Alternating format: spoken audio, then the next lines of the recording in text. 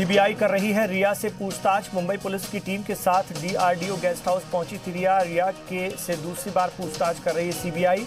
भाई शौविक के साथ डीआरडीओ पहुंची रिया। गुज़िश्ता रोज 10 घंटों तक हुई थी पूछताछ। नेशनल स्पोर्ट्स डे के मौके पर हॉकी के जादूगर मेजर ध्यानचंद को याद कर रहा है पूरा मुल्क। सदर जमहूरिया रामनाथ कोविंद ने इस साल अलग अलग 7 कैटेगरी में 74 खिलाड़ियों और कोच को वर्चुअली अवार्ड दिए। झांसी में सेंट्रल एग्रीकल्चर यूनिवर्सिटी के कॉलेज और एडमिनिस्ट्रेटिव बिल्डिंग का इफ्तिताह। वज़ीर-ए-आज़म नरेंद्र मोदी ने वर्चुअल तरीके से किया इफ्तिताह। जेईई एनईटी इम्तहानात कराने के सरकार के फैसले की उत्तराखंड में मुखालफत जारी। गढ़वाल यूनिवर्सिटी के पौड़ी अहाते के पास कांग्रेस स्टूडेंट यूनियन के अहदेदारान ने सरकार की मुखालफत करते हुए पुतला जलाया। जम्मू कश्मीर के पुलवामा में सिक्योरिटी फोर्सेज ने 4 दहशतगर्दों को मार गिराया। भारी मिकदार में हथियार और धमाकाखेज मादा बरामद। एनकाउंटर में 1 जवान भी शहीद। हिंद चीन सरहद तनाज़े के दौरान 15 जून को गलवान वैली में मारे गए चीन के फौजियों पर बड़ी खबर सामने आई है। चीन की सोशल मीडिया साइट्स पर इसको लेकर एक चैट तेजी से वायरल हुआ। जिस शख्स ने चीन के फौजियों की कब्र की फोटो डाली थी उसे जेल भेज दिया गया है। सोशल मीडिया पर वायरल फोटो के साथ लिखा है कि शहीद चेन जियांगरोंग की कब्र की असली तस्वीर है। अमेरिकी वजीर दिफा मार्क एस्पर ने बिना नाम लिए चीन पर निशाना साधते हुए कहा कि अमेरिका सूबे में किसी भी लिए 1 इंच जगह भी नहीं छोड़ी जाएगी। इस इलाके में अमेरिका अपनी जिम्मेदारी से पीछे नहीं हटेगा। हवाई सूबे के सफर के दौरान एस्पर ने हिंद को चीन के साथ ताकत की लड़ाई का मरकज बताया। हिंद चीन कशीदगी के बीच अमेरिका, ऑस्ट्रेलिया, जापान और भारत के बीच 4 ममालिक का गठजोड़ यानी क्वाड चीन की तौसीह पसंद पॉलिसी के खिलाफ मजबूत गठजोड़ बनाने जा रहा है। सितंबर या अक्टूबर में अमेरिका, ऑस्ट्रेलिया, जापान और भारत के साथ मिलकर चीन के खिलाफ बात करने जा रहा है। पाकिस्तान के लाहौर में मौजूद एंटी टेररिज्म कोर्ट ने दहशतगर्द हाफिज सईद के करीबी और जमातुल दावा के 3 बड़े लीडरों को जेल की सजा सुनाई है। इन पर टेरर फंडिंग के इल्जाम में कैद की सजा सुनाई गई है।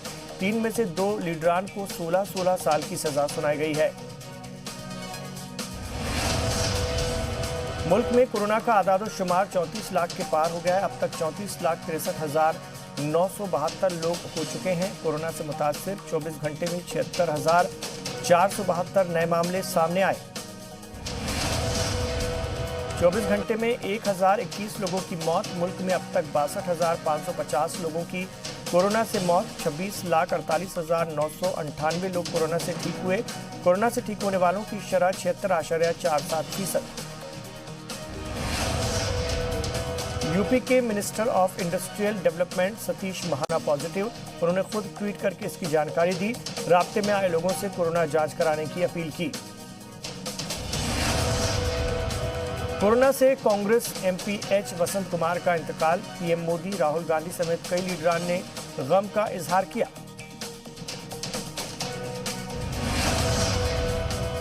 प्रतापगढ़ में राजा भैया के वालिद समेत 11 लोग नजरबंद। मुहर्रम पर करना चाहते थे भंडारे का इनेकाद।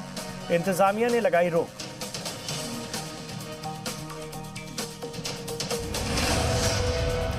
एसपी एमपी आजम खान को एक और झटका। रामपुर इंतजामिया ने भेजा हमसफर रिसोर्ट को गिराने का नोटिस। हमसफर रिसोर्ट में गैरकानूनी तामीर का है इल्जाम।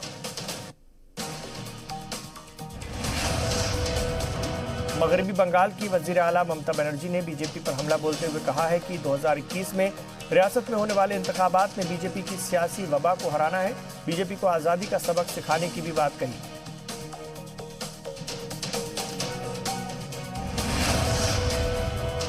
शुमाल मशरिक़ी दिल्ली तशद्दुद मामले की जांच कर रही एसआईटी की क़यादत कर रहे दिल्ली पुलिस के एक अफसर का लीगल सेल में तबादला कर दिया गया है। क्राइम ब्रांच में डीसीपी राजेश देव को लीगल सेल में डीसीपी ओहदे पर तबादला किया गया है। साथ ही रामगोपाल नाइक को डीसीपी ट्रैफिक बनाया गया है। तेजस्वी यादव का बिहार सरकार पर निशाना। कहा कोरोना और बाढ़ को लेकर नहीं किया कोई काम। पेश कर रही है झूठे आदाद-ओ-शुमार। 6 सितंबर को बिहार के वजीर आला नीतीश कुमार भी वर्चुअल रैली करने जा रहे हैं। इस रैली के साथ असेंबली इंतखाबात के कैंपेन की भी नीतीश कुमार शुरुआत करेंगे। इस दौरान नीतीश कुमार अपने 15 साल के काम का हिसाब भी देंगे। शोपियान में खमोश नगर से लापता पंच निसार अहमद बट का कत्ल। निसार अहमद बट गुज़िश्ता 19 अगस्त से ही लापता थी। मारुति सुजुकी लाई सब्सक्रिप्शन सर्विस, सिर्फ 17,600 रुपए में घर ले जाएं नई कार। ग्राहक मारुति की कार को किराए पर लेकर चला सकते हैं। कोरोना पर काबू पाने के बाद अब चीन में स्कूलों को पूरी तरह खोलने की तैयारी। अब पीर से स्कूल जा सकेंगे students. South Korea metro train में जूता जंग, मास्क को लेकर टोकने पर चला धनाधन जूता। बीच बचाव करने आने वालों को भी नहीं बख्शा। वर्चुअल होगा Goa film festival, digital medium और ऑडिटोरियम में दिखाई जाएंगी फिल्में।